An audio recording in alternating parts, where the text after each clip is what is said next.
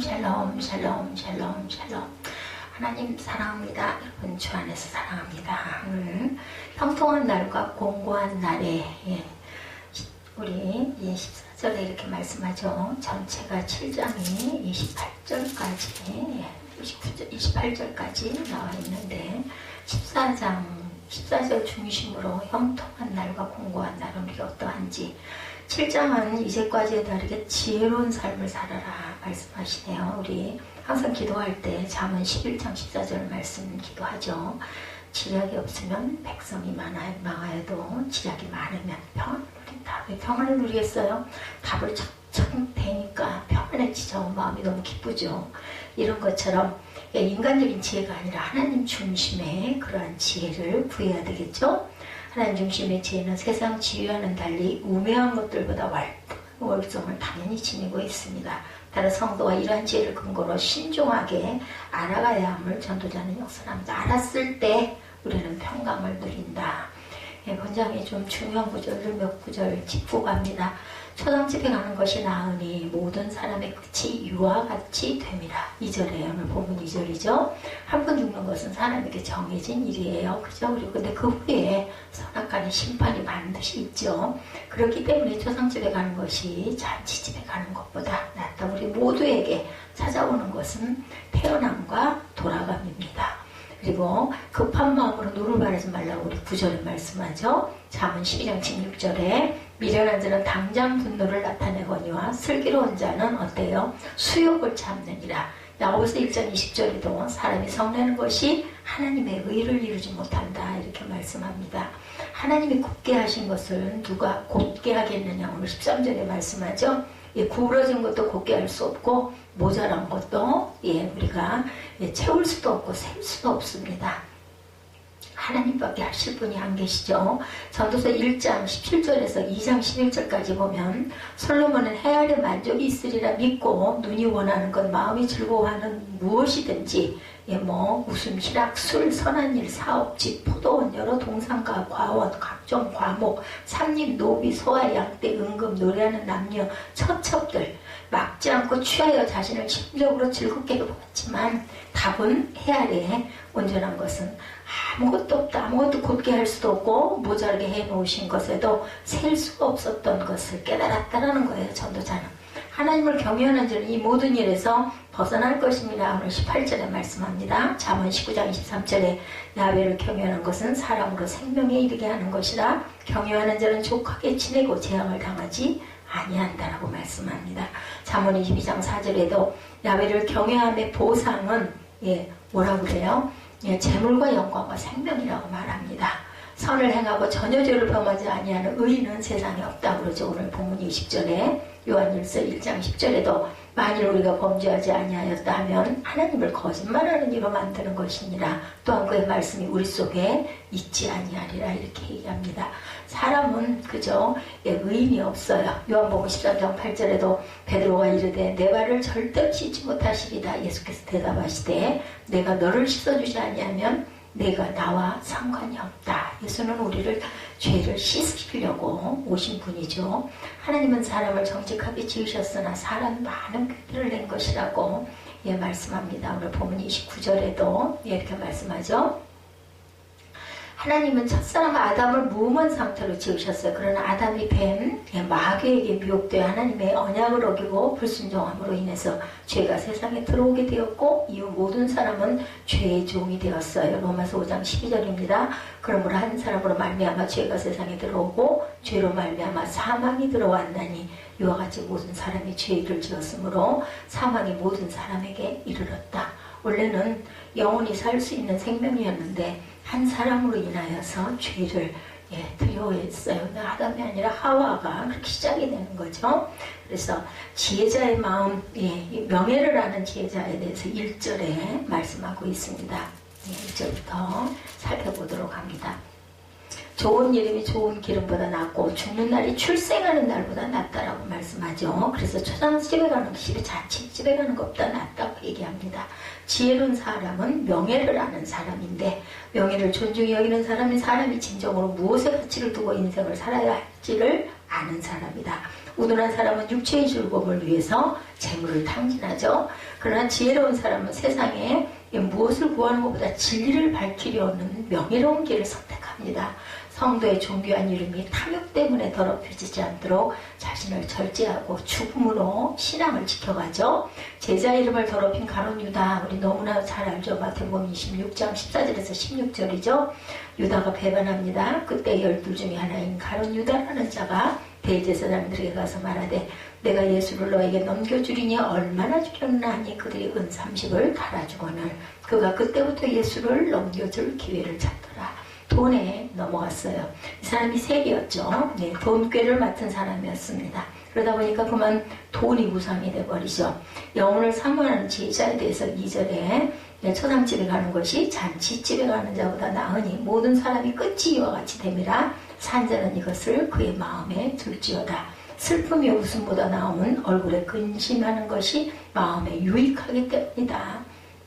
지혜자의 마음은 초상집에 있을 때 우매한 자의 마음은 혼인집에 있다라고 말합니다. 지혜로운 사람은 세상의 헛된과 영원한 것을 비교할 줄 아는 사람이다. 우둔한 사람은 한시적인 쾌락을, 세상적인 쾌락을 추구하죠. 잠깐 동안의 세상 연락을 즐기기 위해서 영원한 세계를 그만 놓쳐버립니다. 그러나 지혜로운 사람은 죽는 날을 출생하는 날보다 더 낫게 여긴다라고 오늘 본문에도 말하죠. 그래서 얼굴에 근심을 띄운 것, 슬픔이 웃음보다 낫고, 또한 지혜자의 마음은 초상집에 있을 때 우매자의 마음은 혼인집에 있고, 지혜로운 사람의 책망을 듣는 것이 우매한 자리에 놀이를 듣는 것보다 낫고, 우매한 자들의 웃음소리는 손밑에서 가시나무가 타는 소리 같으니 이것도 헛되다. 탐욕이 지혜를 우매하게 하고 뇌물이 사람의 명철을 망하게 한다. 일의 끝이 시작보다 낫고 참는 마음이 교만한 마음보다 당연히 낫죠. 이런 말씀을 계속합니다. 출생하는 날은 한정된 삶을 예고하지만 죽는 날은 영원한 삶에 들어가는 사실을 예표하기 때문에 잔치집에 가는 것보다 초상집에 가는 게 낫다는 거죠. 우리가 애착을 가지는 출생은 죽음으로 가는 길이에요. 사실은 어떻게 보면. 그러나 우리가 끝으로 외면하는 죽음은 도리어 구원된 자들에게는 생명으로 들어가는 문입니다. 구원을 받지 못한 사람들은 끝이죠. 그죠? 그러니까 죽음이 두렵고 어떻게든지 더 살려고 합니다. 그런데 하나님의 섭리를 우리는 거슬릴 수 없죠. 굽은 것을 누가 곱게 하겠느냐. 이 진리를 깨달는 자가 바로 지혜로운 사람이다. 하나님께서 주신 마음이라고 전도서 3장 11절에 하나님의 모든 것을 지으시되 때를 따라 아름답게 하셨고 또 사람에게는 영혼을 사모하는 마음을 주셨느니라. 그러나 하나님이 하시는 일의 시종을 사람으로 측량할 수 없게 하였도다. 우리가 그냥 다 깨달아 알아가지고 한 번에 딱 답을 찾으면 얼마나 좋겠어요? 답을 찾아도 우리는 또 헤맵니다. 이게 도대체 무슨 말씀일까? 또한 금방 될 줄 알았는데 이루어지질 않으면은 아브라함도 그랬죠? 금방 될 줄 알았는데 아들 이삭을 주기까지 거의 25년이 걸리는 그러한 일. 우리는 그냥 금방 말씀하시면 딱 될 것 같은데 아들의 특권에 대해서 요한복음 8장 35절에 종은 영원히 집에 거하지 못하되 아들은 영원히 거하나니 그러므로 아들이 너희를 자유롭게 하면 너희가 참으로 자유로우리라. 예수가 우리를 자유롭게 해주시죠. 그 안에서 구원받았기 때문에 사망에서 자유로워지게 합니다. 그래서 우리가 정말 자유로운 자가 된다. 책망을 즐겁게 생각하는 지혜자. 우둔한 사람은 책망을 싫어하며 칭찬만을 듣기를 원합니다. 5절에 보면 지혜로운 사람의 책망을 듣는 것이 우매한 자들의 노래를 듣는 것보다 낫다라고 말씀합니다. 지혜로운 왕이 판단이 흐려지는 이유는 늙음과 뇌물 두 가지라고 해요. 늙어서 판단력이 흐려질 경우 어리석은 결정을 내리니까 이걸 조심해야 되고, 그리고 뇌물은 칭찬하는 말로 책망을 멀리하며 간교하고 아부하는 사람만을 곁에 두게 되죠. 따라서 왕의 판단은 아부하는 자들의 칭찬 때문에 흐트러지게 됩니다. 고통스럽지만 진리를 바로 알려는 태도가 사람을 지혜롭게 합니다. 잔치집만 선호하는 사람은 인생의 쾌락만을 추구할 뿐이며 내 세대를 소망하지 못하게 된다. 영혼을 살리기 위해서 잠언 23장 14절에 내가 그를 채찍으로 때리면 그의 영혼을 수월해서 구원하리라. 그러니까 상벌은 있어야 된다라는 말씀이죠. 범죄에 대한 징계입니다. 신명기 25장 1절에서 4절. 사람들 사이에 시비가 생겨 재판을 청하면 재판장은 그들을 재판하여 의인은 의롭다고 악인은 정죄할 것이며 악인에게 태형이 합당하면 재판장은 그를 엎드러뜨리게 하고 그 앞에서 그의 죄에 따라 수를 맞춰 때리게 하라. 40까지는 때리려니와 그것을 넘기지는 못할지니 만일 그것을 넘겨 매를 지나치게 때리면 내가 내 형제를 경히 여기는 것이 될까 하노라. 그래서 항상 유대인들은 40대 감한 매를 때렸어요. 넘겨서 때리면 그것도 오히려 죄가 되죠. 죽어요. 40대 이상을 맞으면. 4절에 곡식 떠는 소에게 망을 씌우지 말지니라. 열심이라는 자에게는 절대로 망을 씌우지 말라고 말합니다. 신명기 말씀이죠. 세상을 사는 지혜, 신중하게 일하는 지혜를 가져라. 9절에 급한 마음으로 노를 바라지 말라. 노는 우매한 자들의 품에 머무르리라. 10절에 옛날에 오늘보다 나은 것이 어찌냐 하지 말라. 이렇게 묻는 것은 지혜가 아니니라. 8절에도 일의 끝이 시작보다 낫고 참는 마음이 교만한 마음보다 낫다라고 말씀을 합니다. 지혜로운 사람은 일의 시작보다 끝을 중요하게 여기고 좋은 결과를 얻기 위하여 신중하게 계획을 짠 후에 시작합니다. 그래서 이건 필요합니다. 신중하게 계획을 해야 되고 하나님께 기도해야 되겠죠. 급한 마음은 사람을 불안하게 하고 노를 바라게 합니다. 그래서 일을 그르치기도 합니다. 악한 때 신중한 지혜자 아모스 5장 14절입니다. 그러므로 이런 때 지혜자가 잠잠하나니 이는 악한 때입니다. 악한 때는 우리가 잠잠히 묵상해야 됩니다. 그래서 이 찬양 있죠? 나의 영혼아 잠잠히 하나님만 바라라. 그냥 멍하니 자는 게 아니라 하나님을 바라고 묵상의 기도를 해야 된다. 행동을 삼가하라고 합니다. 잠언 14장 15절입니다. 어리석은 자는 온갖 말을 믿으나 슬기로운 자는 자기의 행동을 삼가하느니라. 자족하는 지혜를 가지라고 말씀하네요. 11절에 지혜는 유상같이 아름답고 햇빛을 보는 자에게 유익이 되도다. 12절에 지혜의 그늘 아래에 있으면 돈의 그늘 아래에 있은 것 같으나 지혜에 관한 지식이 더 유익하면 지혜가 그 지혜 있는 자를 살리기 때문이라. 하나님께서 행하시는 일을 보라. 하나님께서 굳게 하신 것을 누가 능히 굳게 하게 하느냐. 지혜로운 사람은 인간의 일과 하나님의 일을 구분할 줄 압니다. 하나님께서 굳게 하시기로 작정하신 것을 인간이 곧게 펼 수가 없죠. 하나님께서 계획하신 범위 내에서 자신의 일을 충실히 하는 사람은 인생을 기쁘게 살아갑니다. 그냥 너무 지나치게 욕심을 내서도 안 되고 앞서가도 안 되죠. 인간은 장래일을 예측할 수가 없어요. 우리는 하나님께서 주신 현재의 삶에 자족하며 형통한 날에는 기뻐하고, 오늘 제목이죠. 공고한 날에는 근신할 줄 알아야 된다.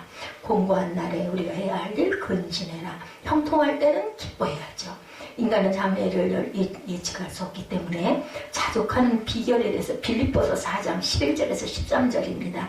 내가 궁핍함으로 말하는 것이 아니니라 어떠한 형편이든지 나는 자족하기를 배웠다. 어떤 나쁜 형편이 되든 나는 거기에서 우리가 살아남을 줄 아는 그러한 근성 그리고 인내를 배워야 되죠. 12절에 나는 비천에 처할 줄도 알고 풍부에 처할 줄도 알아. 모든 일 곧 배부름과 배고픔과 풍부와 궁핍에도 처할 줄 아는 일체의 비결을 배웠다.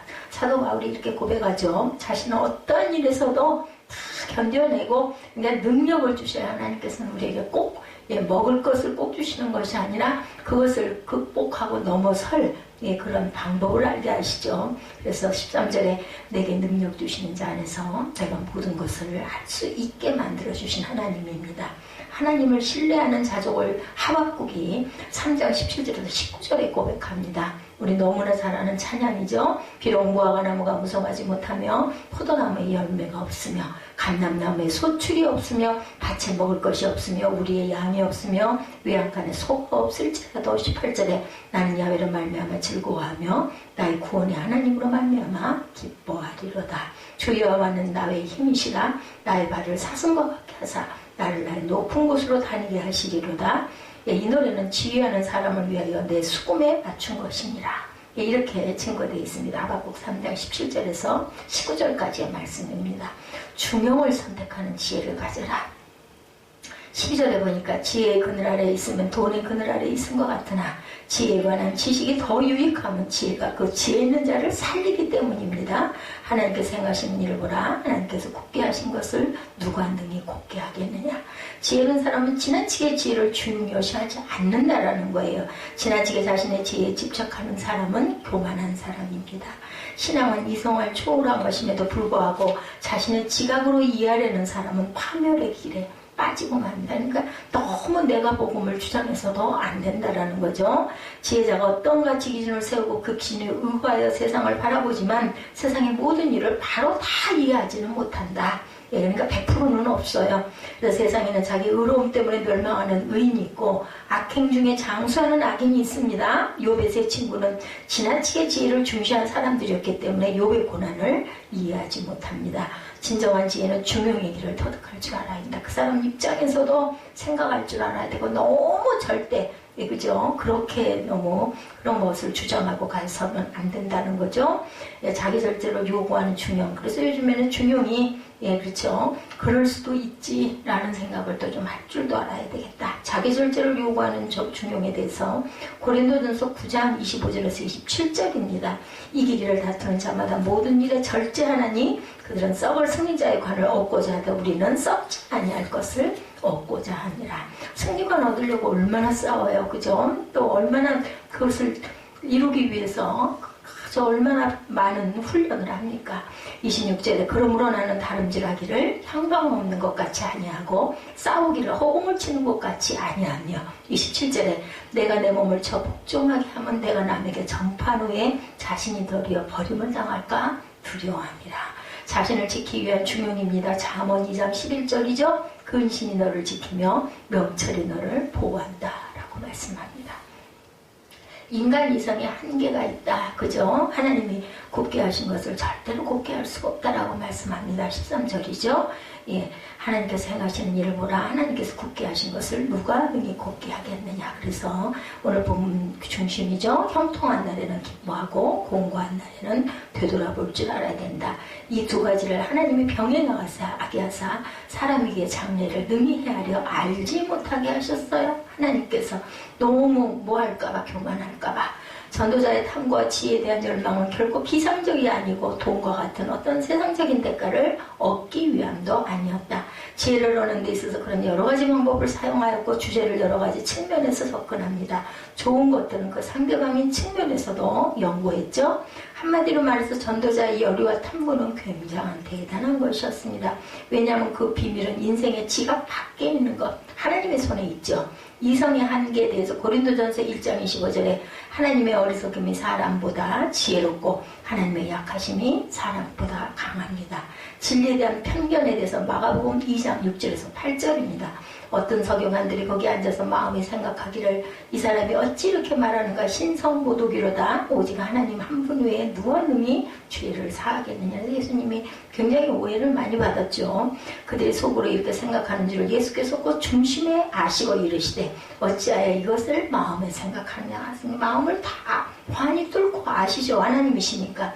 인간 의지의 나약함에 대해서 얘기합니다. 15절에 내 허무한 날을 사는 동안 내가 모든 그 일을 살펴보았더니 자기 의로움에도 불구하고 멸망하는 의인이고 자기 악행에도 불구하고 장수하는 악인이 있으니 지나치게 의인이 되지도 말며 지나치게 지혜자도 되지 말라. 어찌하여 스스로 패망하게 하겠느냐. 지나치게 악인이 되지도 말며 지나치게 우매한 자도 되지 말라. 어찌하여 기한 전에 죽으려고 하느냐. 너는 이것도 잡으며 저것에도 내 손을 놓지 아니하는 것이 좋으니 하나님을 경외하는 자는 이 모든 일에서 벗어날 것이니라. 지혜가 지혜자를 상호 가운데 있는 10명의 권력자들보다 더 능력 있게 한다라고 얘기합니다.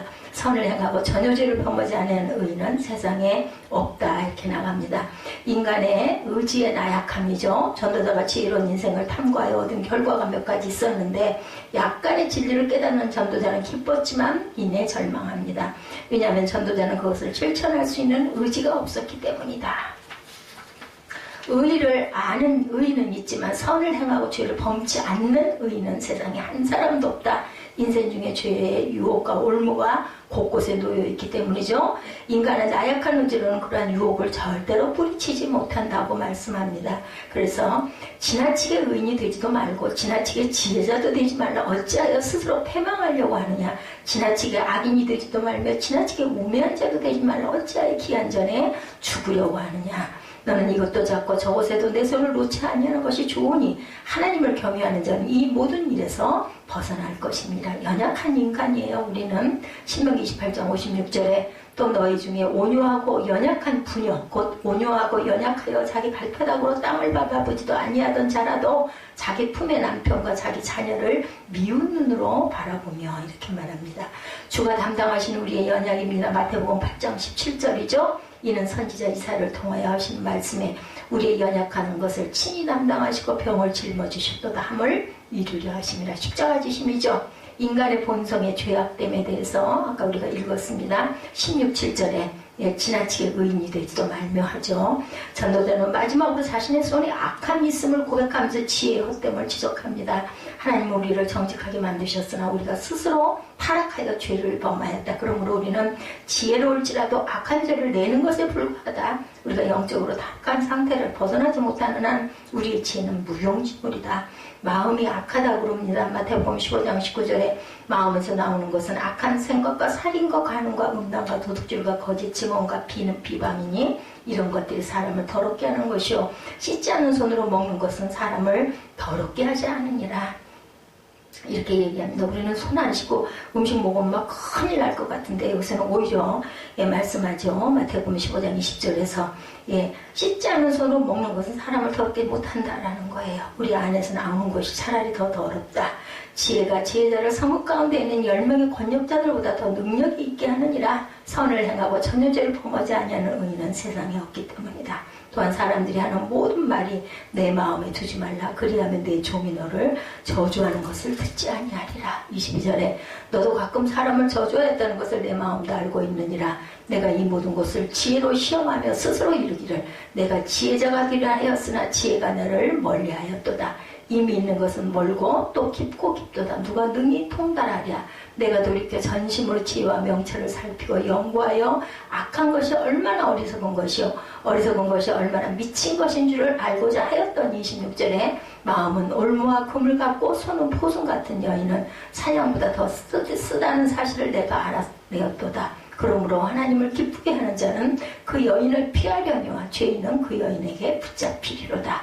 전도자가 이르되 17절입니다. 보라 내가 낱낱이 살펴 그 이치를 연구하여 이것을 깨달았노라. 28절에 내 마음이 계속 찾아보았으나 아직도 찾지 못한 것이 이것이라. 1000사람 가운데 한 사람을 내가 찾았으나 이 모든 사람들 중에 여자는 한 사람도 찾지 못하였느니라. 내가 깨달은 것은 오직 이것이라. 곧 하나님은 사람을 정직하게 지으셨으나 사람이 많은 꾀들을 낸 것이니라. 누가 지혜자와 같으면 누가 사물의 이치를 아는 자냐. 이렇게 8장 이어져 갑니다. 뒷부분에 내용이 주석에 나와 있진 않아 제가 읽었습니다. 가나안 여자의 그 마음의 믿음에 대해서 출생하면서부터 악하다고 시편 51편 5절에 내가 죄악 중에 출생하였으며 어머니가 죄 중에서 나를 잉태하셨다. 이렇게 말씀을 합니다. 인간은 하나님이 주신 지혜를 가지고 인생을 산다면 보람되게 살 수가 있는데 이 지혜는 결코 자신을 자랑하지 않고 도에 지나치지 않게 사는 것이다. 그러나 인간은 이러한 지혜를 실천할 수 없는 존재라는 사실이 우리를 절망시킵니다. 그러므로 전도자는 지혜를 받았다고 좋아할 것이 아니라 먼저 하나님께 자신을 의탁하는 것이 필요하다. 절대로 교만해서는 안 되죠. 천상병 시인이 지은 귀천이라는 시 여러분 들어보셨죠? 나 하늘로 돌아가리라. 새벽빛 와 닿으면 쓰러지는 이슬 더불어 손에 손을 잡고 나 하늘로 돌아가리라. 언젠가 제가 이 시 한번 읽어드린 적 있어요. 노을빛 함께 단둘이서 기슭에서 놀다가 구름 손짓하면 나 하늘로 돌아가리라. 아름다운 이 세상 소풍 끝내는 날 가서 아름다웠더라 하고 말하리라. 이분도 크리스찬이겠죠. 원래는 천주교 신자였다고 합니다. 근데 50이 넘어서 서울 종로구에 있는 연동교회를 다녔다 그래요. 그는 기독교 신앙을 가진 사람으로 귀천이라는 시는 천국에 대한 소망을 노래한 거죠. 우리가 이게 제가 다시 한번 또 읽어보니까 하늘로 돌아가리라. 내가 이제 죽으면 천국에 갈 것이라는 얘기죠. 나 하늘로 돌아가리라는 구절로 되어 있는 것은 천국에 대한 소망을 강하게 표현하고 있죠. 그는 이 세상의 삶에 큰 의미를 절대로 두지 않습니다. 그래서 새벽빛 와 닿으면 쓰러지는 이슬, 노을, 구름처럼 쉬 사라지는 것이 우리 인생이다. 이렇게 표현합니다. 마지막 연에서 아름다운 이 세상 소풍 끝내는 날 가서 아름다웠더라고 말하리라. 그 이 구절에 이 시인의 평생 말할 수 없이 힘든 고난의 삶을 살았던 만큼 쉽게 이야기가 가지 않는데도 나는 정말 아름다웠다. 인생 사는 게 아름답더라고요. 저도 나이가 이 정도가 되고 돌아갈 일이 가까워지다 보니까 하루가 너무 아깝고 그냥 헛되게 산 것 같아가지고 안타까운 생각이 들어요. 저는 절대 그런 생각을 안 했는데 돌아갈 때는 처음엔 인생이 이 날까지 나를 이끌어주신 하나님 정말 아름답게 살았습니다 소리를 할 것 같아요. 정말 힘들고 고난스럽고 어렵고 순간순간 정말 너무너무 힘든 일들이 많았지만 전체적으로 보면은 태어나서 정말 많은 것을 느끼고 누리고 즐기고 그렇게 하나님을 또 알고 살다가 내가 돌아갈 본향을 알아서 돌아가게 되는 게 얼마나 감사한지 저도 이 시인처럼 나는 아름다웠더라고 말하리라 이런 고백을 할 것 같습니다. 1967년에 동백림 사건에 연루돼서 체포되고 심한 고문을 당해서 심신에 큰 손상을 입고 정상적인 생활을 할 수가 없는 그런 일이 있었다고 그래요. 그는 그 사건과 전혀 상관이 없었는데 고초를 겪고 폐인이 되다시피 했다고 해요. 천상병 이 시인 이분이. 그런데도 그는 이 세상을 아름다웠다. 저도 지금 말씀드리죠. 삶이 보면 정말 육체적인 그 노동이 참 많았던 내 인생이다라는 생각이 듭니다. 지금 요즘에 보면은 뭐 절대로 그런 그 몸적으로 고생하는 분들은 많지 않죠. 이 구절은 너무나 고생스러웠다는 것을 반어적으로 표현했는지는 모르겠지만 저는 그렇게 생각하지 않습니다. 그래도 하나님의 은혜가 있어서 인생을 살아온 것이 너무 감사하다 이런 마음이 듭니다. 그렇게만 해석하면 이 천상병 시인을 제대로 이해도 할 수가 없겠죠. 왜냐하면 그런 만신창회가 된 심신에 찢어지게 가난한 생활을 하면서도 원망과 불평을 하지 않고 재물이나 명예를 탐하지 않고 자족한 삶을 살았기 때문이죠. 그러므로 아름다운 이 세상이란 표현은 세상에 대한 미련이 아니라 이제 머지않아 하늘로 돌아갈 것이기 때문에 고난의 세월을 보냈던 이 세상이지만 그래도 나는 안 산 것보다는 산 것이 너무 아름다웠다. 많은 자연, 제일 아름다운 게 자연인 것 같아요. 이 천상병 시인을 생각하면 인간의 삶이란 것이 우리의 뜻대로 풀려나가는 것은 절대가 아닙니다. 생각지 못했던 시련을 만나서 전혀 다른 곳으로 가기도 한다는 사실을 우리가 또한 알고 있습니다. 배가 목표했던 항구를 향해 항해하던 중에 태풍을 만나면 깨어지기도 하죠. 포류하기도 하고 그 안에 타고 있던 모든 사람이 순간에 죽음을 당하기도 합니다. 태풍을 만나지 않고 무사히 목적지에 당도하는 것이 우리가 생각하는 정상적인 일이지만 기상이변으로 태풍을 만나 고생할 때 있죠. 우리 인생도 이와 비슷하기도 합니다. 대체로 사람들은 이 인생길에서 시련을 만나면 당하고 왜 나에게만 이런 일이 다 있는 고난이냐고 슬퍼하지 마세요. 우리 찬양 생각나죠. 그러나 아름다움을 알기가 쉽지 않습니다. 왜 이래요? 솔로몬도 오늘 보면 14절이죠. 형통한 날에는 기뻐하고 공고한 날에는 생각하라. 이런 고난이 왜 왔을까? 하나님의 어떤 뜻이 있을까? 이렇게 생각을 해봐야 된다. 하나님이 이 두 가지를 병행하게 하셨다고 그래요. 형통과 공고를. 그 장래 일을 등이 해야 할 때 알지 못하게. 어쩌면은 또한 우리가 좀 더 겸손해지라고 너무 형통만 계속 있으면 안 되잖아요. 하나님이 잊어버릴 수도 있잖아요. 그러니까 또 공고도 주시고 공고한 것만 계속되면 우리가 못 살잖아요. 그럼 또 그것도 또한 풀어주시고 위로하시고 또 형통케 하셔서 기뻐하게 하시고 어린 아이를 데리고 이렇게 재롱을 보시는 하나님의 모습, 저는 그런 생각이 듭니다. 그래서 솔로몬은 우리 각 사람의 인생길이 하나님의 섭리 가운데 그냥 일어나는 일은 절대 없습니다. 같은 시대를 살아온 사람들 가운데 번영을 누리는 사람이 있는가 하면 역경을 계속 만나서 고생하는 사람들 있죠. 근데 도대체 하나님의 섭리는 뭘까 이런 생각이 들 때도 있습니다. 그런가 하면 개인적으로도 형통할 때가 있는가 하면 어려움을 만날 때가 있습니다. 뭐 부유한 사람이든 아니면 뭐 굉장히 권력가든 유명한 사람이든 무명한 사람이든 개인적으로 들어가 보면은 너무 평안하고 아무 문제가 없는 것 같은 그분들에게도 다 문제는 다 있다라는 거죠. 세상 사람들은 이를 일컬어 운이다 이렇게 말을 하기도 합니다. 운이 좋았다 이름을 많이 하죠. 우리는 믿는 사람들은 어때요? 하나님의 은혜다 이렇게 생각을 합니다. 일이 잘 풀려나가면서 운이 좋았다.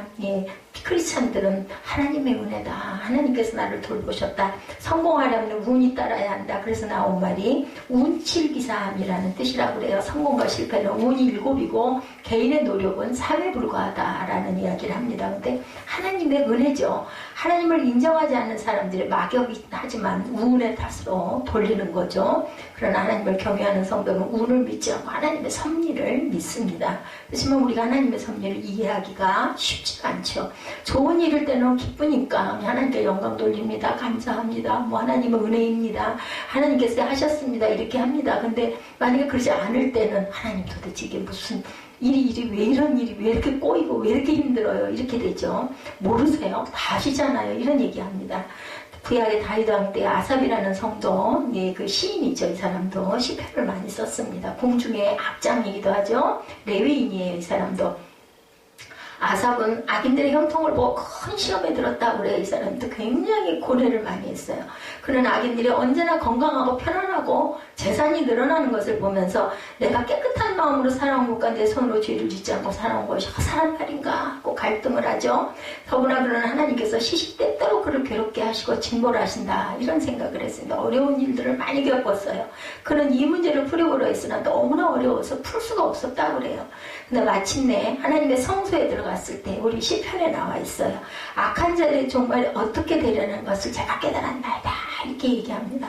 성소에 들어가서 뭐 했겠어요? 예배했겠죠. 신약으로 보면 예배고 구약으로 보면 제사를 드리려고 성소에 들어갔을 때 그러나 하나님께서 악인들을 미끄러운 곳에 세우시며 거기에서 넘어져서 멸망에 이르게 하신다는 것을 깨달았다라고 고백을 합니다. 그들은 졸지에 놀라운 일을 당하고 공포에 떨면서 사라지게 될 것이라는 것도 깨달았다는 거. 이 아삽이 정말 너무너무 힘들어가지고 고뇌하면서 하나님 도대체 왜 이렇게 힘든 일, 아픈 일만 저 악한 자들은 저렇게 승승장구하는데 그래서 하나님께 다 기도하죠. 이 사람도 그래서 시편을 여러 편을 지었어요. 70편 주변에 있었던 말씀인 것 같아요. 내가 성소에 들어가면서 알았나이다. 제가 그 제목을 그렇게 잡기도 했습니다. 이렇게 볼 때 악인의 형통은 선이 아니라 악이고 그 자신을 망하게 하는 결정적인 원인이 된다라는 거예요. 그러면 하나님을 경외하는 성도들에게 시련이 다가오는 까닭은 또 뭘까? 그것은 이 세상에 안일에 취해 하나님을 떠난 일이 없도록 하나님께서 형통과 공고를 번갈아 주신다. 이를 위해서 하나님께서는 성도들이 영적으로 잠자지 않고 깨어있게 하시려고 시련을 가하시는 거죠. 히브리서 12장에 보면 하나님께 징계를 받을 때 낙심하지 말라고 말씀합니다. 그 이유는 하나님께서 성도들을 징계하시되 육친의 아버지가 자녀를 사랑하기 때문에 회초리를 안 드는 참 아버지가 없다. 그렇게 얘기하죠. 만일 하나님의 징계가 없다면 그 사람은 하나님의 참 자녀가 아니다. 이렇게 말씀합니다. 그럼 우리는 징계를 받을 때 하나님께서 나를 자녀로 인정해 주셨구나. 이렇게 생각하면서 오히려 기뻐해야 되는 거죠. 이게 바로 형통한 날과 공고한 날에 우리가 해야 할 일이 무엇인지 이것을 깨달아 아는 방법입니다. 그 근거를 한번 보죠. 첫 번째로 형통한 날에는 기뻐하라고 말씀하죠. 성도들은 형통할 때 그것이 하나님의 복인 것을 알고 기뻐해야 합니다. 기뻐할 때 기뻐할 줄 아는 것이야말로 성도의 올바른 자세이죠. 이때 우리가 기억할 것은 기뻐하되 하나님 앞에서 기뻐해야 된다.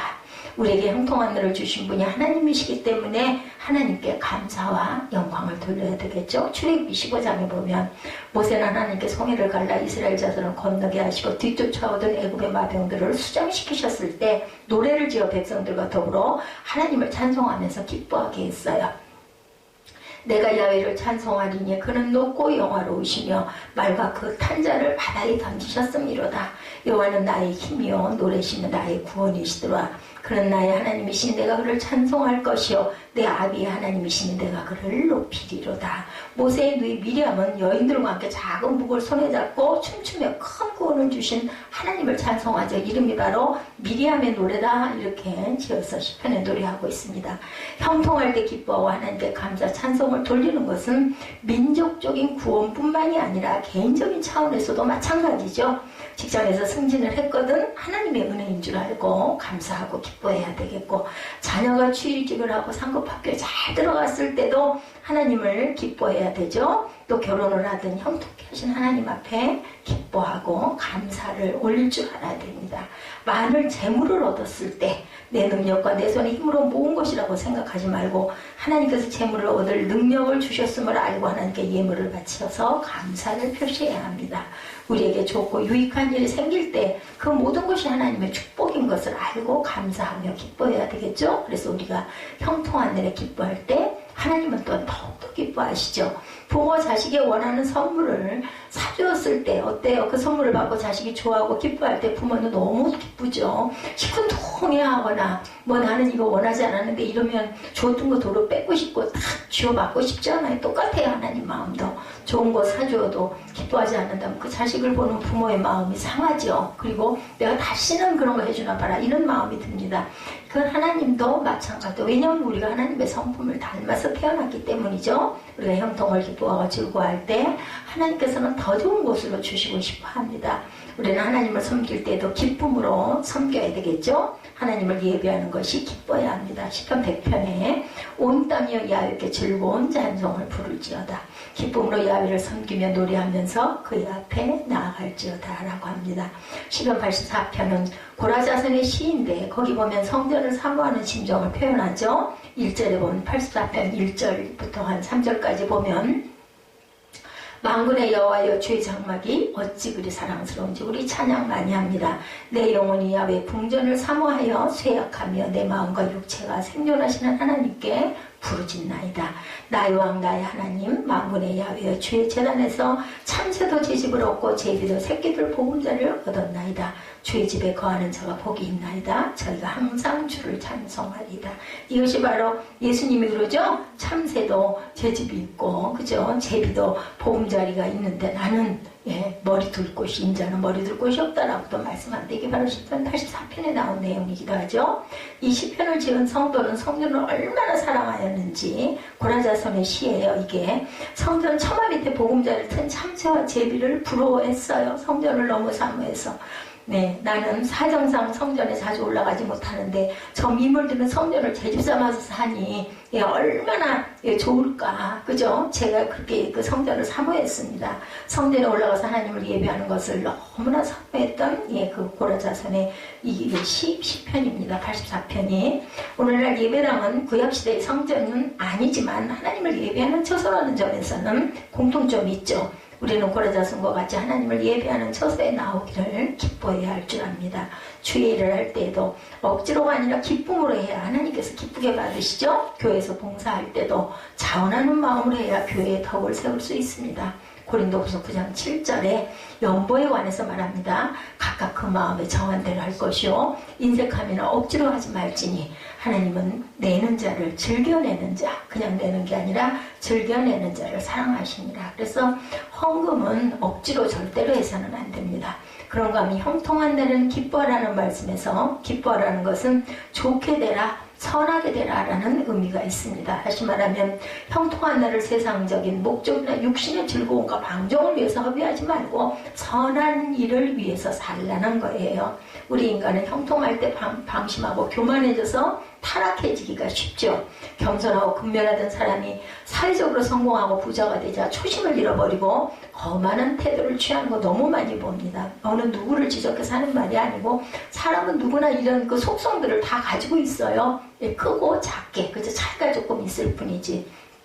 그래서 변질되기가 쉽습니다. 그러므로 모세는 40년 광야 생활을 끝났을 때 이스라엘 자손을 모으고 경고하죠. 신명기 6장 10절에서 11절 보면 내 하나님 야훼께서 내 열조 아브라함과 이삭과 야곱을 향하여 내게 주리라 맹세하신 땅으로 너를 들어가게 하시고 내가 건축하지 아니한 크고 아름다운 성읍을 얻게 하시고 내가 채우지 아니한 아름다운 건물이 가득한 집을 얻게 하시며 내가 파지 아니한 우물을 얻게 하시며 내가 심지 아니한 포도과 감람나무를 얻게 하사 너로 배불리 먹게 하실 때에 12절이요 너는 조심하여 너를 애굽 땅 종되었던 집에서 인도하여 내신 야훼를 잊지 말고 내 하나님 야훼를 경외하며 섬기며 그 이름으로 맹세할 것이니라. 너희는 다른 신들 곧 내 사면에 있는 백성의 신들을 쫓지 말라. 너희 중에 계신 너희 하나님 야훼는 질투하는 하나님이신즉 너희 하나님 여호와께서 내게 진노하사 너를 지면에서 멸절시킬까 두려워하노라 라고 말씀합니다. 그래서 하나님께서는 우리에게 복을 주시되 우리가 이렇게 교만했을 때 잘못해가지고 우리가 큰 벌을 받을 수도 있다. 신명기 8장 12절에도 내가 먹어서 배불리고 아름다운 집을 짓고 거하게 되며 또 내 우양이 번성하며 내 은금이 증식되며 내 소유가 다 풍부하게 될 때 두렵건대 내 마음이 교만하여 내 하나님 여호와를 잊어버릴까 하노라. 이걸 조심하라고 말씀하죠. 이처럼 형통은 하나님의 축복이지만 우리 인간들은 번영의 때에 자만하다가 타락하기 쉽기 때문에 조심하고 또 조심해야 된다. 우리 신학에도 섰다고 생각할 때 넘어질까 조심하라고 말씀하죠. 그러면 번영의 시기에 타락하지 않으려면 우리가 어떻게 해야 될까? 하나님께 주신 복을 가지고 선한 사업을 위해서 사용해라. 형통한 날에 육신의 일이 힘쓸 것이 아니라 하나님 나라를 위해서 열심을 내라. 그렇게 삶의 목표를 정한 성도는 아무리 큰 번영을 누릴지라도 절대로 교만해지지 않고 타락하지 않고 오히려 더 겸손해지죠.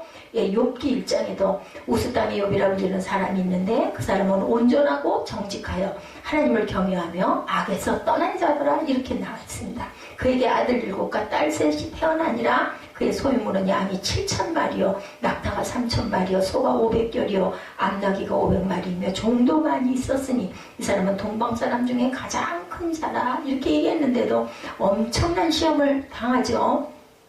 욥은 큰 분자고 사위 지도층에 속한 사람이었는데 그는 재물 때문에 교만한 적이 없고 범사에 하나님을 인정하고 하나님의 뜻에 합당하게 재물을 사용할 줄 알았어요. 그래서 공고한 날에는 생각하라고 말씀합니다. 사람들은 형통 때는 너무 바쁘고 만날 사람도 많고 그죠? 레저도 즐기기 위해 그야말로 하루 24시간을 쪼개서 48.8시간처럼 사용합니다. 그러다 보니까 차분하게 생각할 시간이 없어요. 많은 일을 하지만 생각할 틈이 없습니다. 그러나 깊이 생각하지 않고 살면 삶의 차원이 점점 아래로 내려가고 믿음에서 자꾸 멀어지죠. 자연히 하나님을 섬기는데 방해를 받고 사람들과 인격적인 삶을 갖기가 어렵습니다. 번영에 도취되어 신앙생활이나 진실한 인간관계가 하찮게 보이죠. 그러나 낮이 지나면 밤이 오듯이 형통한 날이 언제까지나 지속되는 게 아닙니다. 공고한 날이 이르죠. 성도들 하나님께서 형통한 날과 공고한 날을 병영하게 하셔서 사람을 얻고 장래를 능히 알지 못하게 하셨다는 사실을 우리가 잊지 말아야 됩니다. 그러므로 지금 형통한 날을 누리는 사람은 그 다음에는 공고한 날이 온다는 것을 우리가 염두에 두고 봄이 와도 계속 봄이 있는 게 아니고 더운 여름이 오죠. 가을도 쾌적함과 풍성한 결실을 가져다 주지만 조금 있으면 추운 겨울 그 자리가 옵니다. 젊음은 언제까지나 지속되는 것이 아니고 때가 되면 노인이 될 수밖에 없어요. 누구나 건강할 때가 있듯이 병약할 때가 있다. 사랑할 때가 있는가 하면 또한 미워할 때도 있습니다. 이런 것이 바로 우리 인생이고 공고한 날 우리가 할 일은 어떤 사람들은 지난날에 누렸던 번영을 추억하면서 스스로 위안을 하기도 하고 그러는 것은 현실을 망각하고 과거로 돌아오는 것으로 일종의 퇴행에 해당됩니다. 성도들은 공고한 날을 생각하는 기회를 우리가 선용할 줄 알아야 되겠다. 형통할 때는 우리가 공고한 날을 만나 생각할 때 자신의 악함과 한계를 또한 깨닫고 지난날 누렸던 형통이 나 자신의 능력이 의한 것이 아니라 하나님의 은혜였음을 깨달아 알아야 되겠죠. 그래서 더욱 겸손해져서 하나님을 의지하는 하나님의 자녀가 복된 자녀가 되어야 할 줄 믿습니다. 공고한 날을 생각하는 사람 남에게 잘못한 일들을 자꾸 깨닫습니다. 성공했을 때 아나무인이 되어 사람들에게 무리하게 행동한 것들을 반성하게 되죠. 밥 딜레는 노랫말 가운데 사람은 도대체 얼마나 많은 귀를 가져야 사람들이 울부짖는 소리를 들을 수 있을까 이런 제목이 있어요. How many years must one man have before he can hear people cry? 라는 구절이 그 구절인데 우리 사회에 고통하는 사람이 많으나 권력과 부를 가진 사람들의 귀에는 그들의 신음소리가 들리지 않는다. 왜냐하면 현재의 번영에 그들의 귀를 막아버렸기 때문에 나랑은 관계가 없어. 나는 잘 나가. 그러다 보면 절대 고개 돌리지 않습니다. 그런데 공고한 날을 만나면 마음이 낮아져서 고통당하는 사람들이 눈에 보이고 울부짖는 소리가 귀에 들립니다. 지난주에인가 말씀드렸죠. 돈이 많은 사람들이 누구에게 기부하는 게 아니라 자기가 고생을 해본 사람들이 그 모아놨던 것을 드리는 일이 너무너무 많다. 어떻게 그걸 그렇게 했을까? 근데 그런 사람들은 합니다. 돈 많은 사람은 절대로 어렵고 가난한 사람들을 그렇게 은혜 받은 사람이 아니다 하면 그렇게 하질 않아요. 그리고 공고한 날을 생각하는 성도들은 인생의 덧없음도 깨닫습니다. 이사야서에 말씀하죠. 이사야 40장 6절부터 보면은 말하는 자의 소리여 가로되 외치라. 대답하되 내가 무엇이라 외치리까? 가로되 모든 육체는 풀이요 그 모든 아름다운 들의 꽃 같으니 풀은 마르고 꽃은 시들면 야외 기운이 그 위에 불미라. 이 백성은 실로 풀이로다. 풀은 마르고 꽃은 시드나 우리 하나님의 말씀은 영영이 서리라. 이렇게 말씀을 하고 있어요. 우리 인생이 덧없음을 아는 것은 무슨 유익이 될까? 인생의 덧없음을 알 때 비로소 세상 욕심을 버리고 하나님 천부여 의지없어 주 앞에 옵니다. 이 마음이 되죠. 이 세상에 대한 미련을 버리고 영원한 천국을 소망하며 살아가게 됩니다. 그리고 공고한 날을 생각할 때 장차 하나님의 심판이 있음을 깨달아 알게 되죠. 번영을 누릴 때는 현세 지향적이 되기가 쉽다. 그래서 젊은 사람이 은혜를 받을 때 참 큰 축복이라고 저는 생각을 합니다. 나머지 인생을 하나님을 의지하고 은혜 가운데 살게 되지 않아요. 그래서 나이가 들어가지고 하나님을 만나는 분들은 손해예요. 그만큼 이 땅에서 계속적인 번영을 누리기 위해 할 수 있는 것을 다 합니다. 젊은 사람들이 은혜를 받으면 또 많은 일을 하게 되죠. 그리고 아주 많은 능력을 보이게 됩니다. 이런 사람이 하나님의 심판이나 천국에 관심을 가질 리가 만무하죠. 번영을 누리는 사람들. 그러나 공고한 날을 만나면 제 경험에 의하면 병이 들어 병원에 입원해 있는 동안 평소에 하지 못해도 많은 생각을 하게 되더라고요. 짧게 입원해 있을 때도 마찬가지고 이제 내가 돌아가게 된다면 기꺼이 죽음을 맞이한 준비가 되어 있는가라고 자신에게 묻고 하나님을 만날 것에 대한 진지한 생각을 하게 되죠. 입원 기간이 짧든 길든 그럴 때 하나님을 만나는 결단의 시간이 될 수 있기를 바랍니다. 경제적으로 공고한 나를 만났거든 재물을 의지하여 살아온 것을 반성하고 이제부터는 먹고 사는 모든 것을 하나님께 맡기고 먹을 것과 입을 것이 있은즉 족한 줄로 아는 그런 성도들이 돼야 되겠죠. 그럴 때 공중의 새를 먹이시고 들의 백합화를 입히시는 하나님 아버지께서 그 자녀된 성도들의 삶을 책임져 주신다라는 진리를 깨닫고 걱정 없는 삶을 살게 되죠. 어려움을 당해보니까 앞이 꽉 막히니까 갈 곳은 하나님 하늘밖에 없다는 거죠. 그래서 하늘이 뚫려있는 걸 감사해라 이런 이야기를 제가 들은 적이 있습니다. 아래를 내려다 봐봤댔자 발밑에 땅밖에 안 보여요. 하늘을 우러러 봐야 되겠죠. 하나님께서 우리 현실에 몰두하여 생각 없이 분주하게 살아게 할 때 되돌릴 수 없는 낭패를 당하지 않게 하시려고 공고한 날을 허락하셨다. 그럼 하나님께서는 그 자녀된 우리를 사랑하셔서 생각할 기회를 주시기 위해서 공고한 날을 만나게 하시는 은혜가 있다라는 것. 우리는 장래를 알 수가 없죠. 불행한 일뿐 아니라 형통한 일도 우리의 기대와 상관없이 다가오고 또 지나가기도 합니다. 이에 대해서 우리는 다만 깊도다 하나님의 지혜와 지식에 부여하며 그의 판단을 측량하지 못할 것이며 그의 길을 찾지 못할 것이로다. 로마서 11장 33절 말씀이죠. 우리가 이처럼 감탄할 수밖에 없는데 하나님께서 가시는 일을 우리로 헤아려 알지 못하게 하신 까닭은 우리에게 인간의 한계를 깨우쳐 주셔서 하나님께서 굽게 하신 것을 고게 할 사람은 아무도 없다. 오직 하나님만 의지하게 하기 위함이다. 만약 우리가 하나님을 의지하지 않고 우리 인생길을 온전히 맡긴다면 무슨 일을 만나든지 걱정하거나 두려워할 것이 없을 것입니다. 왜냐하면 하나님께서 하신 뜻대로 우리의 길을 인도해 주시기 때문이죠. 하나님만 의지했을 때 맡기는 삶을 살면 목자는 양무리를 이끌어 푸른 초장 쉴 만한 물가로 인도할 뿐 아니라 때로는 사막의 음침한 골짜기로 인도할 때도 있습니다. 그러나 사막의 골짜기는 목자가 인도하려는 최종 목적지가 아닌 것 단지 잠시 통과하는 곳이에요. 목자가 어떻게 양떼들을 그런 그 사막의 음침한 골짜기에서 있게 하겠어요. 그죠? 지나가는 단계다. 우리 인생길을 동행하시면서 인도하시죠. 목자 되신 주님께서 때로는 형통한 날을 주시고 때로는 공고한 날을 주시지만 결국은 우리의 유익을 위해 두 가지를 병행하신다. 그런즉 하나님의 섭리를 믿고 형통한 날에는 기뻐하고 공고한 날에는 생각함으로 어떤 경우에도 실족하지 않고 합력 성전의 은혜를 누리는 저와 여러분들이 되시기를 주님의 이름으로 축복합니다.